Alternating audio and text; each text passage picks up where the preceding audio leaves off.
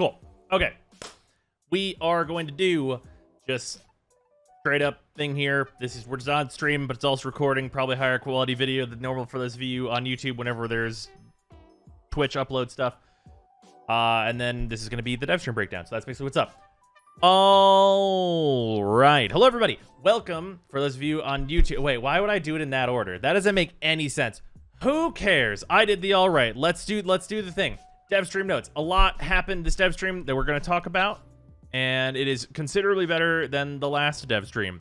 So first and foremost, we have some Railjack stuff to talk about. First of all, we have Wreckage Flow, and then Command 10. So basically, for Command 10, just sum up real quickly, we know Command 10 is coming.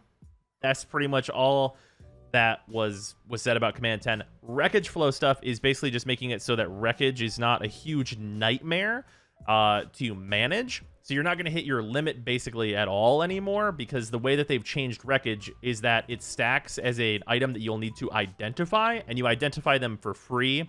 So you can have 100 Zepkey engines, and then just identify them and see what it is, and then whenever you identify it, you can choose to scrap it or keep it. So you just go through that way, and just have your items just pile up over time, which is extremely, extremely useful and much better than the way it works now, where it just reminds you all the time, like, hey, you have a shitload of wreckage, dude.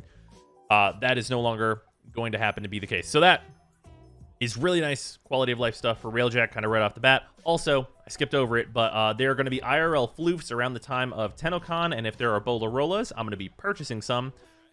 Those are likely going to be very cool. I am into those. Then we have new Teshin stock that he's going to be getting. We're at 23, 56. New Teshin stock that he's going to be getting. So we have the Caddis. This is a new weapon, but this is from the Chinese version of Warframe. We don't know what its stats are going to be. They could be considerably different from the Chinese version of Warframe, so we don't know anything on that just yet. But we're going to be getting that. Counterbalance is a recoil reducer mod for shotguns, and then we're going to be getting the Teshin Noggle statue. The other item we're going to be getting is the Riven Cipher, and this is absolutely not the thing that you want it to be, anyone watching this. This makes it so that you can instantly clear a challenge from your Riven mod and instantly uncover it. No, it is not a stat locker or other thing that you would probably want for a Riven. It is instead removing probably the most interesting and best gameplay element of Rivens. It's a shortcut through the gameplay part and gets you right into the gambling with your Kuvar. So enjoy that, everybody. Enjoy your time with this absolutely most disappointing shit in the world. So that's absolutely fantastic. Ember Deluxe, however, looks really cool. So we're going to go to here. Ember Deluxe. Ember Deluxe was shown off in-game. I think that she looks really nice. They do spin around to the back, and she has, like...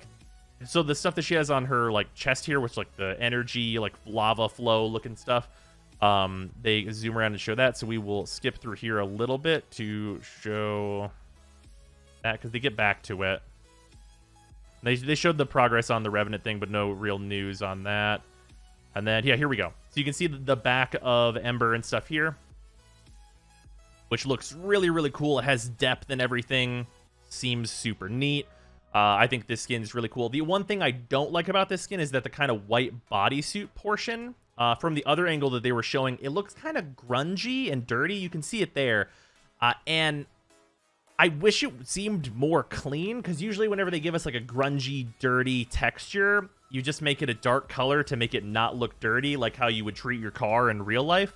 So, like, I would really rather it not be grungy so that I can use light, flashy colors instead, but we might have to deal with it being one of those dirty textures that I'm not personally so into, but who knows what everybody else wants. So there's that. So Ember Deluxe looks cool. Might be a skin that you want to run as darker colors.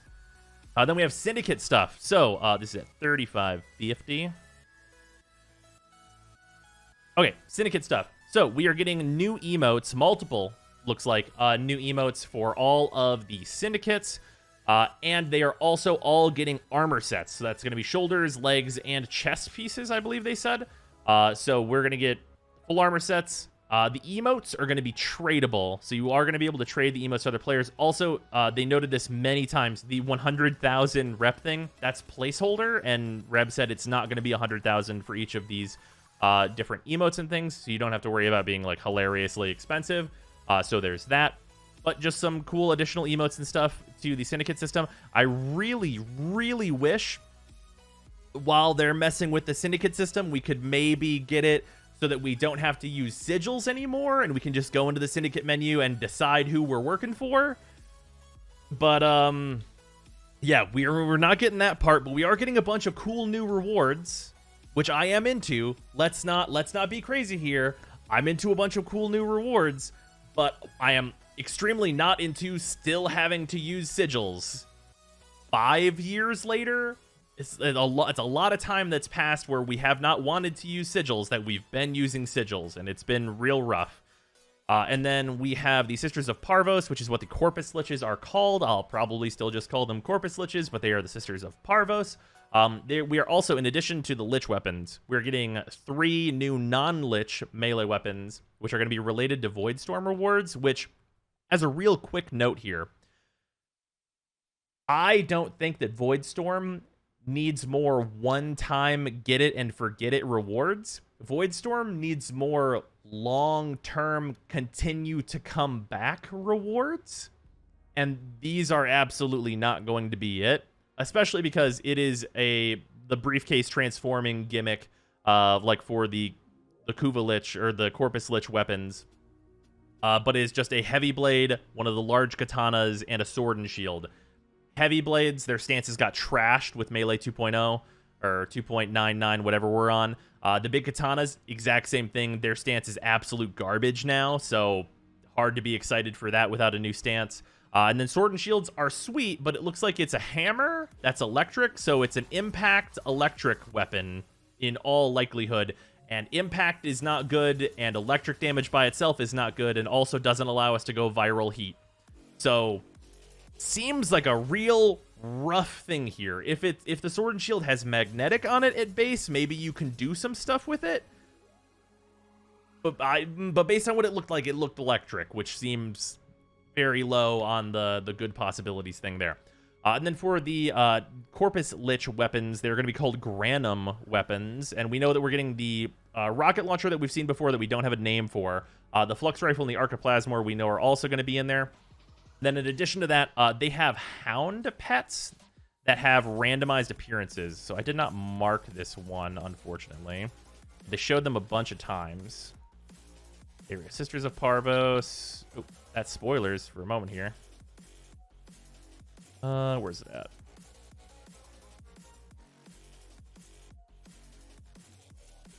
All right, ignore that for a second. We're going to come right back to it. Where are they?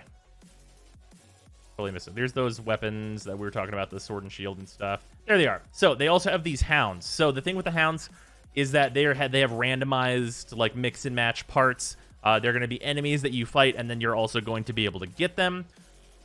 I'm going to say it right now. If these are not immortal or somehow have a better buff than a Smita, they're probably completely useless because Vulpaphyla stay alive and give me vacuum, and Smita can double my loot / affinity.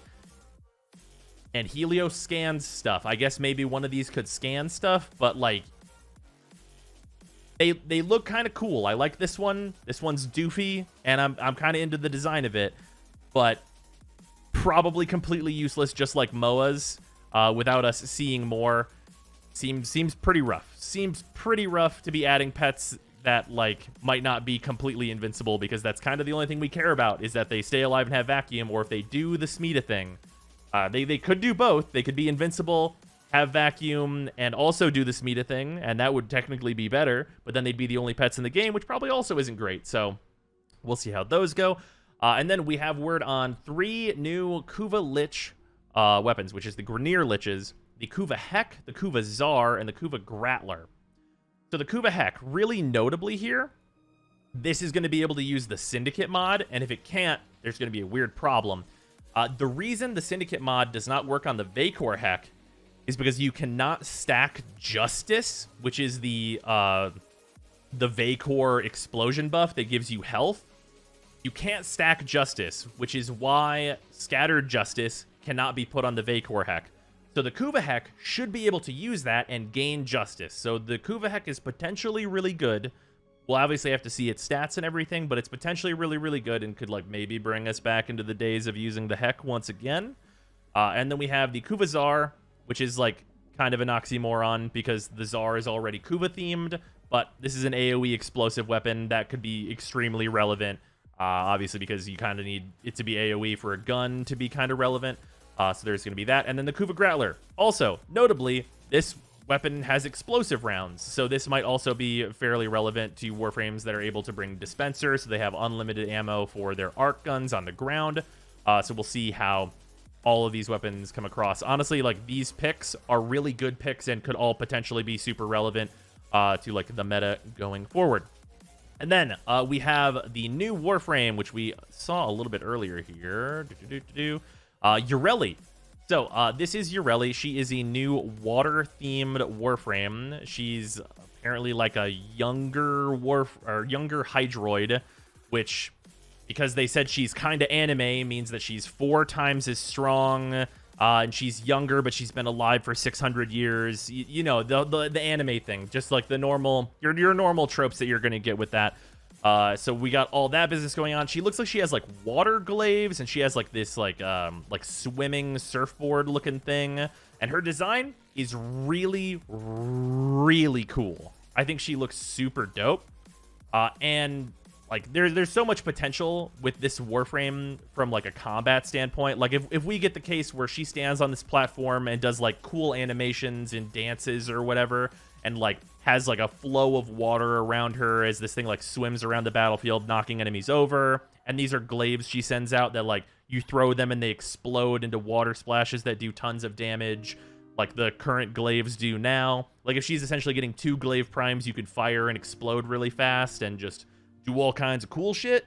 Like if that's what this kit is, which is like the impression that I personally get and the kit that I envision looking at this art, that sounds absolutely incredible and like a Warframe I want to play. Will we get that? I have absolutely no idea. I'm not designing her. But yeah, we got that for her. Looks really cool. Hope it's awesome. And then we also have one bonus here, which is new augments that are coming in. We have augments for Protea, Zephyr, Wisp, and Grendel. So Protea is a dispenser mod, which allows you to press and hold dispenser to be able to revive your sentinels. And this is an Exilus mod. So if you wanted the ability to revive sentinels 3.5 years ago, it's in the game now. You can just use a Vulpafilla instead. So there's that. And then for Zephyr Airburst, which notably is a helmet ability, has a gain 25% secondary damage capped at 500% damage for secondaries. A little redundant there, but whatever. Basically, you can get up to 500% bonus damage for your secondary weapons, and it was pointed out to me by chat, I don't remember who did it, but you could theoretically put Airburst on Mesa, and this would theoretically apply to her 4, so if you want 500% additional damage on Mesa, that's maybe a hilarious way to build on Mesa, if you wanted to go that direction. Otherwise, I think this will mostly be a gimmick. I will say that whenever this was first read out on stream, Rebecca said 5,000, and if you add a 0 right here, this suddenly, I think, becomes a really cool build-around that is actually worth it to, like, put the effort into it and then get the big payoff. But without that additional 0, it becomes, like, maybe, like, a gimmick thing that you might do in general. In addition, we have a Reservoir mod for Wisp that I think is about to become one of the most used augments in the whole game. It's a reservoir augment that gives you a universal reservoir. It's going to cost slightly more energy, but it is going to give all 3 of the reservoir buffs. So you're going to put it just the universal one down, and it's going to provide all of the buffs. Seems good. Saves you time. You don't have to scroll through the thing. You just put it down. If this is an Exilus mod, I think it's an auto-include. If it's an Exilus mod, it is an auto-include for Wisp. Absolutely 100%. This is the best augment on this list from, I think, a usage standpoint and like how useful this is going to be generally to the player base. Absolutely huge upgrade for Wisp in most scenarios in terms of like gameplay loop. And for Grendel, we have a Nourish mod that is clear status and gain immunity to status based on the enemies that are in your stomach. And I'm just going to go ahead and say it. This is absolutely useless. Absolutely, completely useless. Grendel already, like he struggles with damage and not survivability most of the time. And, like, his build's pretty tight. So there's just absolutely no room for this whatsoever, and I think it will see basically zero use outside of some people maybe experimenting with it a little bit, because, like, why would you use this? Like, if you were gonna use this, you would instead just put on the no knockdowns prime mod that I, for whatever reason, cannot remember the name of right now. You would instead just put that in, so that you can't be knocked down, because that's, like, really the only status that Grendel could possibly care about. Sure-footed. Thank you, chat. You just put in prime sure-footed to not be able to get knocked down, because that's the only status that you would really care about the immunity to. And, like, you just call it a day at that point. So, yeah. The augments-wise, Dispenser would have been interesting multiple years ago. Zephyr is, like, potentially, like, a cute gimmick. Wisp is probably one of the most used augments going forward. And Grendel's is absolute garbage. So there's that. Otherwise, though, I mean, I think we saw, like, a lot of cool stuff here. We don't know any of the, like, loop changes really for the Corpus Liches, so we'll see what that stuff is going to be going forward. Hopefully, this is not going to be the case where, like, the Granum Weapons are going to require 5 Forma each, because that's dreadful. That's absolutely dreadful if they do that again, especially after, you know, of course, whenever I was on Shy's podcast. We talked with Rebecca about it, and it seemed like a thing that they wouldn't want to do very often going forward, just adding 5 Forma to every weapon to get all of the mastery out of it. But maybe we're going to be, there's going to be 9 Granum Weapons, 45 Forma into these weapons to get the mastery. I'm sure everyone's excited about potentially doing that. So yeah, overall, I think Yareli looks cool. Like, these are obviously going to be 5 Forma a pop, but, like, the weapon choices are very good. Hopefully these are not 5 Forma pop and that they are some cool weapons. I like the Syndicate stuff. The new Syndicate things are good. Like, new stuff adding to Teshin's store. I'm glad they did not immediately forget about Teshin's store and that he's getting some new stuff. That's very nice. The wreckage changes are good. We don't know much about Command 10, and by don't know much, we only know that it's going to happen. And the Ember Deluxe looks cool, so I'm mostly positive on this dev stream here. But, like, you know, there's, like, a one augment that I'm not super into, and I have some concerns regarding what is going to go on with the Granum Weapons in terms of Forma and things. Overall, I think a really good dev stream as compared to the last one at the very least.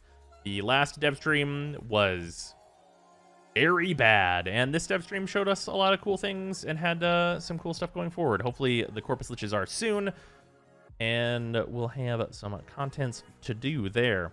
But yeah, that is going to do it for the dev stream breakdown, and I gotta go, unfortunately, for stream. But yeah, thanks everybody for hanging out. Hopefully everybody on YouTube enjoyed the video.